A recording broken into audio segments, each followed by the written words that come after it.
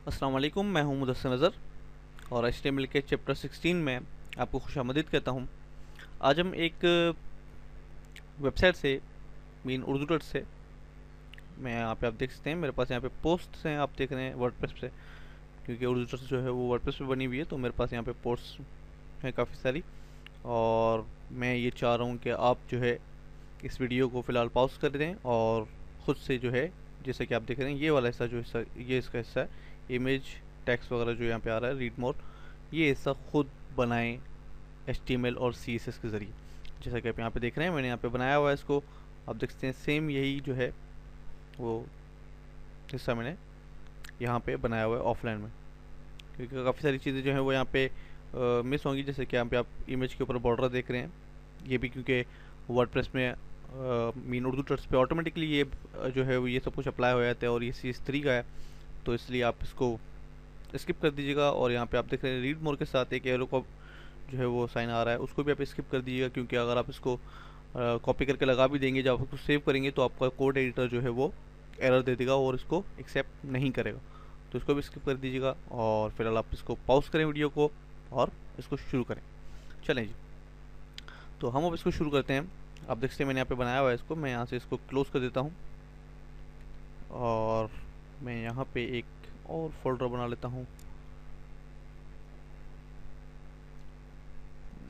Tutorial. और मुझे यहाँ पे दो फोल्डर्स चाहिए होंगे, एक इमेजेस में जिसमें मैं तमाम इमेजेस जो है वो रखूँगा, और नेम जो है वो कैपिटल नहीं होना चाहिए। और उसके बाद एक और फोल्डर CSS, जिसमें मेरी तमाम स्टाइल शीट्स और CSS फाइल्स वगैरह होंगी। तो मैं यहाँ पे एक टेम्पलेट जनरेट करता हूँ HTML5 का, ताकि मुझे टाइटल वगैरह डालने की ज़रूरत ना पड़े, और मैं इसको सेव कर दूंगा हमारे ट्यूटोरियल के फोल्डर में index.html। और चलें अब मैं अपना मार्कअप यहाँ पे स्टार्ट करता हूँ। सबसे पहले क्योंकि ये एक आर्टिकल है, तो HTML5 का टैग जो है वो हम यहाँ पे इस्तेमाल करेंगे, आर्टिकल। और उसके बाद मुझे यहाँ पे एक इमेज की ज़रूरत है, बल्कि मैं इनको साइड बाय साइड कर देता हूँ ताकि हमें नज़र आए कि हम क्या कर रहे हैं। चलें जी, मैं थोड़ा सा जूम कर देता हूँ ताकि आपको टेक्स्ट जो है वो नज़र आए। और अब देखते हैं, क्योंकि आर्टिकल है तो मैं यहाँ पे इसको आर्टिकल में रैप कर दिया, और मुझे यहाँ पे एक इमेज चाहिए क्योंकि हमारे आर्टिकल की इमेज है, तो मैं यहाँ पे एक इमेज ले लूँगा और मेरी इमेज जो है वो पड़ी है इमेजेस के फोल्डर में, और मैं यहाँ पे इसको सेव कर देता हूँ इमेज को हमारे फोल्डर में ट्यूटोरियल्स इमेजेस। और उसके बाद मैं इसको सेव कर देता हूँ, क्योंकि JPEG इमेज है, तो मैं यहाँ पे इसमें ये इमेज डाल के एंड में .jpg कर दूंगा। और उसके बाद मैं इसका अल्टरनेट टेक्स्ट जो है वो लाजमी डालूंगा, ताकि किसी वजह से मेरा ये इमेज जो है वो नज़र नहीं आ रहा है या मिस हो गया, तो ये टेक्स्ट जो है वो शो हो जाए वहाँ पे, ताकि लोगों को पता पड़े कि यहाँ पे ये क्या चीज़ है। और तो इसलिए मैं यहाँ पे ये टेक्स्ट जो है वो कॉपी करके यहाँ पे पेस्ट कर दूंगा, और उसके बाद मैं इसको क्लोज कर दूंगा। चलें जी, उसके बाद मेरे पास यहाँ पे कुछ टेक्स्ट हैं, तो मैं इनको एक div में रखूँगा। तो मैं यहाँ पे div टैग लिखता हूँ, और एक क्लास के साथ मैं यहाँ पे इसको नेम देता हूँ बॉडी, बल्कि कंटेंट। और उसके बाद मैं इसको बंद कर दूंगा। मुझे अब यहाँ पे एक H2 हेडिंग की ज़रूरत है। मैं H1 ज़्यादा हेडिंग को बड़ा नहीं करना चाह रहा, तो मैंने इसलिए इसको H2 में रख रहा हूँ, और मैं इसको यहाँ पे सेव कर देता हूँ। और उसके बाद मुझे यहाँ पे एक और div चाहिए, मैं एक और div लूँगा, क्लास होगी मेरी बॉडी, मीन डेटा रख देते हैं इसका। और उसके बाद मैं यहाँ पे मुझे यहाँ पे एक पैराग्राफ चाहिए, क्योंकि आप देख रहे हैं मेरे पास यहाँ पे डेट है और कमेंट्स हैं, नो कमेंट्स। तो यहाँ से आप इंस्पेक्ट एलिमेंट करके गूगल में, या फिर आप फायरफॉक्स यूज़ कर रहे हो तो आप फायरबग जो है उसका जो एडवन एक प्लगइन है वो आप इंस्टॉल करके आप कर सकते हैं। लेकिन अगर आप गूगल क्रोम यूज़ कर रहे हैं तो आप वो इंस्पेक्ट एलिमेंट में आप उसके राइट क्लिक करें और इंस्पेक्ट एलिमेंट में जाएँ, तो आपके पास ये जो है वो खुल जाएगा। मैं इसको बड़ा कर देता हूँ, और यहाँ पे आप देख सकते हैं आपके पास एक सर्च जो है आइकन है उसको आप सेलेक्ट करें और इसके ऊपर लेकर जाएं तो आपको पता पड़ेगा कि इन्होंने क्या यूज़ किया। आप देख सकते हैं इन्होंने यहाँ पे स्पेन यूज़ करके क्लास दे के यहाँ पे यूज़ किया है इसको अलग अलग तरीके से। तो लेकिन मैं यहाँ पे जो है वो इस्तेमाल करूँगा पैराग्राफ का। तो मैं यहाँ पे पैराग्राफ और मैं यहाँ पे डेट लिख देता हूँ मैं 14/2012 स्पेस नो कमेंट्स। और उसके बाद मैं इसको सेव कर दूंगा। और अब मुझे कि मैं इसको फिर साइड पे ले आता हूँ और अब मुझे यहाँ पे ये टेक्स्ट चाहिए। मैं इस टेक्स्ट को कॉपी कर लेता हूँ डायमेंशन तक क्योंकि आधा टेक्स्ट जो है हमारा कट रहा है यहाँ पे। तो उसके बाद मैं यहाँ पे एक और पैराग्राफ लूँगा, बल्कि मैं यहाँ पे एक डिव ले लेता हूँ।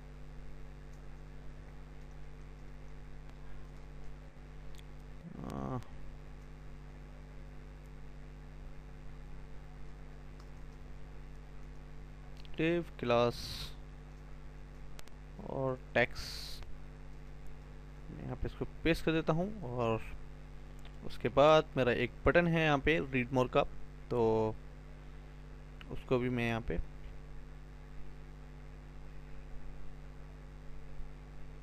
सेव कर देता हूँ कंटेंट की डिव में। तो मैं यहाँ पे एक पैराग्राफ लूँगा, बल्कि मैं यहाँ पे एक एंकर टेल लूँगा क्योंकि ये लिंक्ड है और मैं इसको फ़िलहाल हैश कोई लिंक नहीं देना चाह रहा। और उसके बाद रीड मोर। ओके, अब हमारा मार्कअप तकरीबन जो है वो कंप्लीट हो चुका है। अब मैं इसको अपने ब्राउज़र में व्यू करता हूँ और देखता हूँ कि मुझे क्या रिज़ल्ट मिलता है।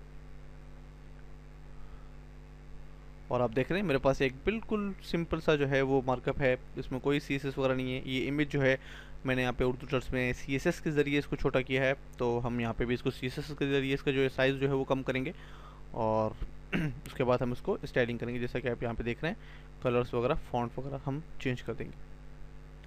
तो अब मैं यहाँ पे इसको फुल साइज़ कर देता हूँ और उसके बाद मुझे यहाँ पे एक न्यू फाइल चाहिए और मैं इसको सेव कर देता हूँ CSS के फोल्डर में और style.css और सेव। चलें जी, अब मैं यहाँ पे सबसे पहले बॉडी और मैं इसको विड्थ दे देता हूँ 600 पिक्सल्स और मैं इसका मार्जिन जो है वो रख देता हूँ 20 पिक्सल्स टॉप बॉटम और लेफ़्ट राइट ऑटो, ताकि मेरा जो पेज है वो सेंट्रलाइज हो जाए। मैं इसको रिफ्रेश करूँगा, हमारे पास रिजल्ट नहीं शो हुआ। इसकी वजह क्या है? क्योंकि हमने इस स्टाइल शीट को यहाँ पे हमारे पेज में लिंक नहीं किया। तो लिंक करना ज़रूरी है, जब तक हम लिंक नहीं करेंगे तो हमें रिज़ल्ट शो नहीं होगा। तो मैं यहाँ पे लिंक लिखूँगा और रिलेशनशिप और यहाँ पे मैं लिखूँगा स्टाइल शीट और उसके बाद href और मेरा जो स्टाइल शीट है वो CSS के फोल्डर में है, css/स्टाइल शीट style.css। चलें जी, और मैं इसको क्लोज कर दूंगा। अब अगर मैं इसको रिफ्रेश करूंगा तो आप देख सकते हैं कि ये काम कर रहा है। अब सबसे पहले ये इमेज जो है यहाँ पे बहुत बुरी लग रही है मुझे, तो मैं इसको जो है वो छोटा कर देता हूँ। मैं CSS में जाऊँगा और उसके बाद मैं लिखूँगा img, बल्कि मैं इसको और ज़्यादा बता देता हूँ क्योंकि मेरी इमेज जो है वो आर्टिकल में है। तो मैं आर्टिकल स्पेस img, अगर मैं इसको img लिखता मीन सिर्फ मैं इमेज को टारगेट करता है तो हमारे पेज में जितनी इमेजेस होती है वो तमाम की तमाम इस साइज़ की हो जाती। क्योंकि अब मैं आर्टिकल लिख के इमेज को टारगेट कर रहा हूँ, तो जो भी हमारी आर्टिकल के अंदर इमेजेस आएंगी वो तमाम की तमाम जो है वो इस साइज़ की हो जाएंगी, जो कि मैं इसको अभी दूंगा। तो मैं यहाँ पे इसको साइज़ दे देता हूँ 200 विथ 200 पिक्सल्स और हाइट होगी हमारी 150 पिक्सल्स आई थिंक। चेक कर लेते हैं हम। मैं यहाँ पे राइट क्लिक करूँगा इंस्पेक्ट एलिमेंट और सर्च। जी हाँ, 200 149 खैर है, हमने 1 पिक्सल बढ़ा दिया। तो मैं इसको रिफ़्रेश करूँगा अब, तो आप देख सकते हैं ये इमेज जो है वो छोटी होकर आ गई। लेकिन हमारा डेटा जो है वो यहाँ पे इस पर हमारा जो तमाम जो डेटा है वो इसके बिल्कुल बराबर में आ रहा है, लेकिन यहाँ पे हमारे पास ये डेटा नीचे आ रहा है। तो हमें इसको अब करना पड़ेगा। तो मैं यहाँ पे इसकी इसी इमेज में यहाँ पे टाइप करूँगा फ्लोट और लेफ़्ट, और उसके बाद मैं यहाँ पे दूंगा मार्जिन राइट, क्योंकि आप यहाँ पे देख रहे हैं कि टेक्स्ट के बाद जो है वो थोड़ा सा स्पेस आ रहा है यहाँ पे, इमेज के बाद सॉरी, और उसके बाद हमारा जो टेक्स्ट है वो यहाँ पे आ रहा है, तो मार्जिन होना यहाँ पे ज़रूरी है ताकि हमारी यहाँ पे भी स्पेस आए। तो मैं मार्जिन रखूँगा यहाँ पे 20 पिक्सल्स का और इसको सेव कर दूँगा। अब मैं उसको रिफ़्रेश करूँ तो आप देखते हैं कि ये जंप करके इस तरफ आ गया, लेकिन यहाँ पे हमारा जो फ़ॉन्ट है वो दूसरे, मैं यहाँ पे देख लेता हूँ हमारा फ़ॉन्ट जो है कौन सा है। मैं सर्च का बटन प्रेस करूँगा और उसके बाद यहाँ पे लेकर आऊँगा और मैं यहाँ पे देखूँगा कि हमारा जो फ़ॉन्ट है वो कौन सा है। चलिए जी, sans serif हमारा फ़ॉन्ट है यहाँ पे, एरियल sans serif जो भी डिफ़ॉल्ट फ़ॉन्ट्स होते हैं। तो मैं यहाँ पे बॉडी से में जाके, क्योंकि मैं चाह रहा हूँ कि तमाम की तमाम जो फ़ॉन्ट्स हैं वो यही हो जाए, तो मैं यहाँ पे बॉडी में वो फ़ॉन्ट जो है वो लिख देता हूँ, फ़ॉन्ट फैमिली, और उसके बाद sans serif एरियल, अगर sans serif ना मिले तो एरियल आ जाए। चलो जी, रिफ़्रेश करते हैं इसको और हमारा फ़ॉन्ट जो है वो चेंज हो गया। उसके बाद मैं यहाँ पे हमारा जो कंटेंट का एरिया है उसको मैं यहाँ पे विड्थ देना चाहूँगा। मैं यहाँ पे लिखता हूँ कंटेंट, क्योंकि हमने क्लास अप्लाई की थी तो इसलिए क्लास के लिए हम यहाँ पे डॉट का इस्तेमाल करेंगे, और मैं यहाँ पे लिखूँगा फ्लोट और राइट, और उसके बाद मैं इसको विड्थ दूंगा। विड्थ हमने कितनी देनी है, हमारे पास यहाँ पे जो हमने पेज बनाया है वो 600 पिक्सल्स का है, हमने इसको बॉडी पे 600 पिक्सल्स की विड्थ दी है, तो हमारे पास जो है वो 200 पिक्सल्स की जो है हमारे पास इमेज है। आप देखते हैं हमारे पास 200 पिक्सल्स की जो इमेज हमने विड्थ यहाँ पे अप्लाई की हुई है, और उसके बाद हमने इसको 20 पिक्सल का मार्जिन भी दिया है, तो हमारे पास बचा कितना 380। मैं यहाँ पे 380 पिक्सल्स देता हूँ, 380 पिक्सल्स। चलें जी, और अब मैं इसको देखता हूँ कि हमारे पास क्या रिजल्ट आता है। आप देखते हैं हमारे पास यहाँ पे सही रिजल्ट आ रहा है, लेकिन यहाँ पे मैं चाह रहा हूँ ये टेक्स्ट है हमारा ये इमेज के साथ आए, तो मैं यहाँ पे इंस्पेक्ट एलिमेंट करूँगा और उसके बाद डायरेक्ट ब्राउज़र में हम देखते हैं कि क्या चीज़ सही आ रही, और मैं यहाँ पे इस आइकन को प्रेस करके यहाँ पे लेकर जाऊँगा और मैं यहाँ पे टैप करूँगा मार्जिन 0।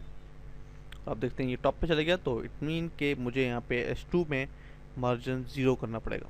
तो मैं यहाँ पे जाऊँगा और मैं यहाँ पे टाइप करूँगा आर्टिकल H2, और उसके बाद मैं यहाँ पे लिखूँगा मार्जिन 0, और अब मैं अगर उसको रिफ़्रेश करूँ तो ये ज़बरदस्त काम कर रहा है। अब हम चलते हैं हमारी साइड की तरफ दोबारा और देखते हैं कि हमारे पास क्या है। हमारा जो फ़ॉन्ट कलर है वो यहाँ पे चेंज है, तो मैं यहाँ पे फ़ॉन्ट कलर जो है वो देखता हूँ क्या है, और हमारे पास फ़ॉन्ट कलर है 535353। तो मैं इसको कॉपी कर लेता हूँ और उसके बाद मैं यहाँ पे H2 में लिख देता हूँ कलर, और की जो वैल्यू है वो मैं यहाँ पे पेस्ट कर देता हूँ, तो देखते हैं हमारा कलर जो है वो चेंज हो गया। नहीं, यस, ये चेंज हो गया। और उसके बाद हमारा जो पैराग्राफ्स हैं तमाम पैराग्राफ्स को मैं जो है यहाँ पे ये कलर अप्लाई कर देता हूँ, और फॉन्ट साइज़ भी मैं यहाँ पे कम कर देता हूँ। मेरे ख्याल से यहाँ पे है कुछ 11 के, देख लेते हैं।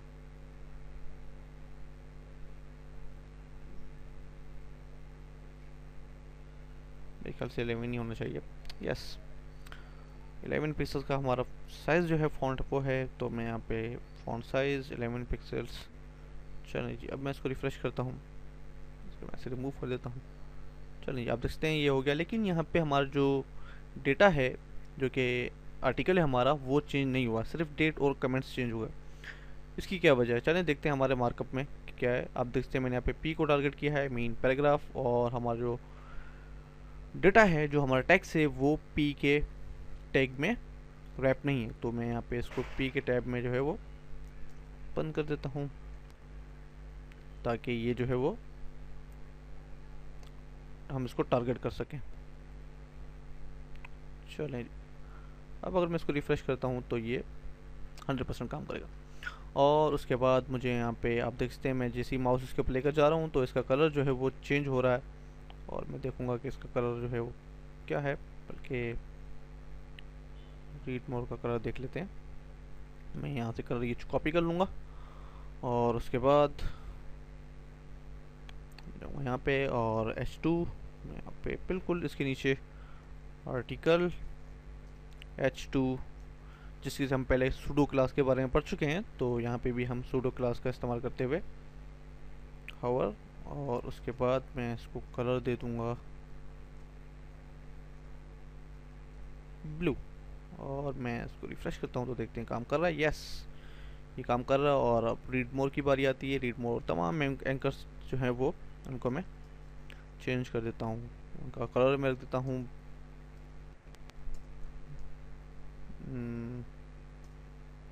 ब्लैक रख देता हूँ। और उसका जो टेक्स्ट डेकोरेशन है, मुझे कुछ भी नहीं चाहिए अंडरलाइन वगैरह, तो मैं यहाँ पे इसको नन पे सेट कर देता हूँ। चलो ये नन पे सेट हो गया। और इसका जो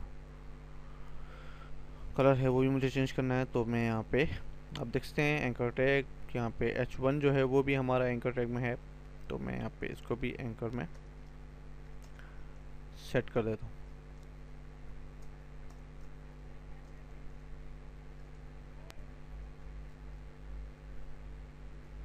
और हमारी इमेज भी मेरे ख्याल से यहाँ पे लिंक्ड है। यस, मैं यहाँ पे हमारी इमेज को भी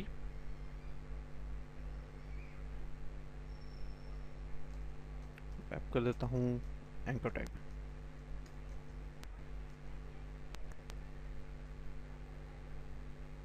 चलिए जी, ये रिफ्रेश, यस ये लिंक हो गया। लेकिन यहाँ पे मुझे यहाँ पे इसका कलर भी चेंज करना है, तो मैं यहाँ पे मैं यहाँ पे हमारा जो एंकर टैग है उसका कलर अगर मैं ये रख देता हूँ तो तमाम जो है वो, बल्कि मुझे यहाँ से कलर जो है वो कॉपी करना पड़ेगा दोबारा। और उप्स,